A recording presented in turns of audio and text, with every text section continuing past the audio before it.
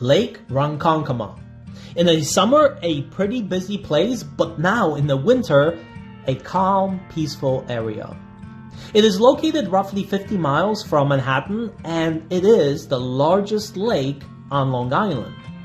I actually filmed this about a week ago, and I was not planning to do a video on this location just yet, as there is lots of history behind this lake, many things I can show you in the area, and there is even the Lake Ronkonkoma Historical Society, which I was planning on visiting, maybe talking to someone, and making a more extensive video. But still, something inside of me moved me to stop by here, as it's one of the places that I visited along with my dad. Now, this is almost 50 miles away from where I live, so it's not like this was a weekly or even a monthly trip, but we were here together a couple of times. Unfortunately, my dad was sick for a while, hence I haven't been here with him in few years. However, he just passed away, and once again it made me think deeper about life and how precious time is with others.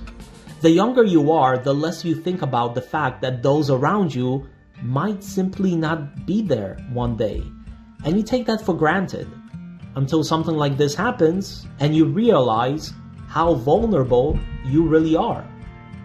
It's something I try to actively remind myself of once in a while, but still, work, life, family, all these things sometimes cause you to just go day to day on sort of like autopilot, especially in a fast-paced city like New York City, that you get lost in work and problems that you forget what is really important, like spending time with your loved ones, as you might not get the opportunity to do so tomorrow. And so as I briefly go down memory lane for myself, I figured I will at least briefly introduce this location on my channel, or maybe to make a video to keep myself busy and not think about the reality like a big baby. But either way, here's the lake. It's not just a simple lake, oh no, it's a lake with a rich history and really cool legends. Even like 100 years ago, like 1920s, this area was not as populated as it is today. But nevertheless, starting in like 1890s or so, the lake itself became a popular tourist attraction, a sort of resort with hotels, homes, and pavilions surrounding the lake.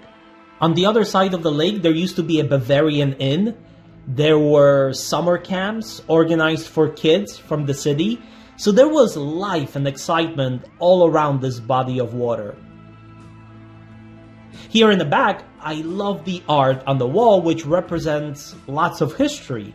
As you see, there are water slides and a water wheel painted, the Hollywood Pavilion. Many of these former pavilions were family-owned and would organize different events and games, such as bingo nights or dances by the lake.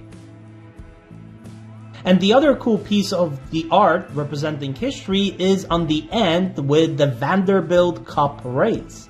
It was started by William Vanderbilt Jr., who was a car racing enthusiast.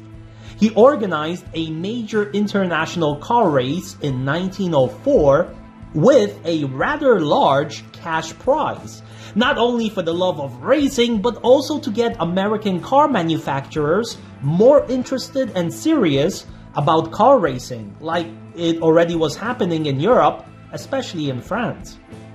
Almost immediately, it became very popular with thousands of people attending, hence crowd control and safety eventually became a very big issue, especially when the racing was being done on dirt roads.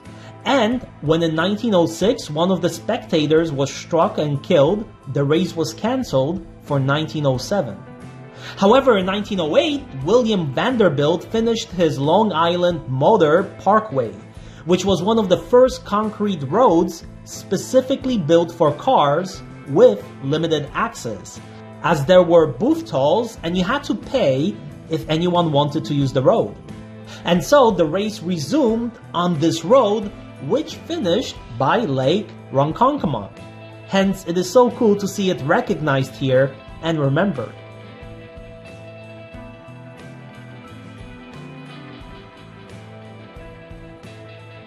And if you walk along the shore a little bit and look closely at the trees and ground under the road above you, you can still see various building materials blended into the layers of soil, all reminding of the days of the shoreline being lined up with pavilions and life.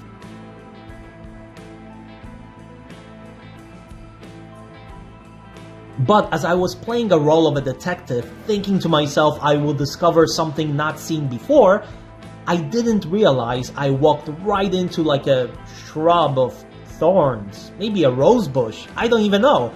But I was lucky to have my sleeves rolled up for some strange reason, so I just got cut, so not a big deal. However, if I didn't have my sleeves rolled up, there would go my jacket being ripped for sure, and that would have been a greater loss.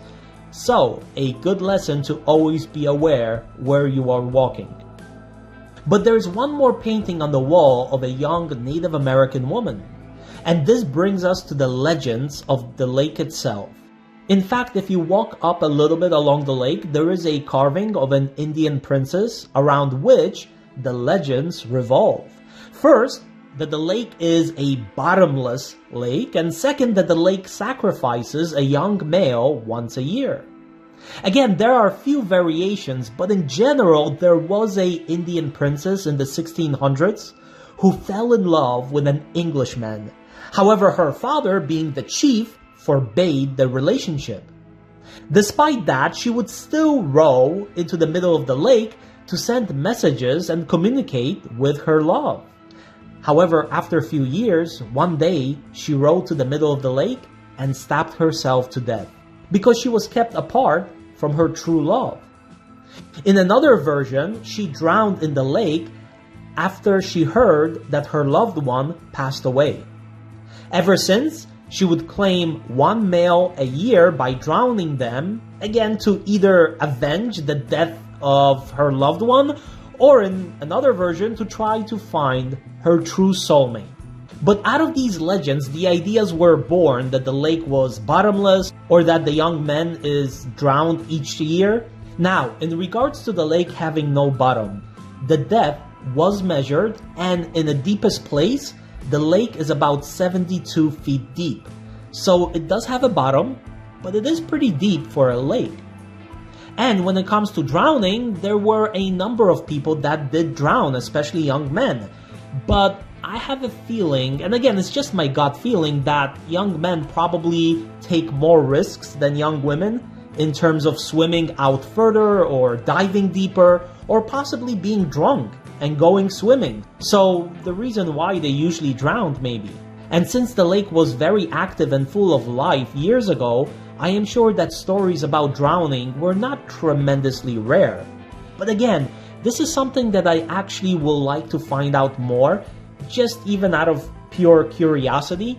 And I am sure that someone in like the historical society here, for example, will have a much better local knowledge than I. Therefore, once I find out few more things and have answers to my questions, educate myself a little bit further on the area, I will try to make another video in the future, as there are still some interesting things you notice if you walk around the lake itself. And I will see you soon as we further explore the world around us. Bye.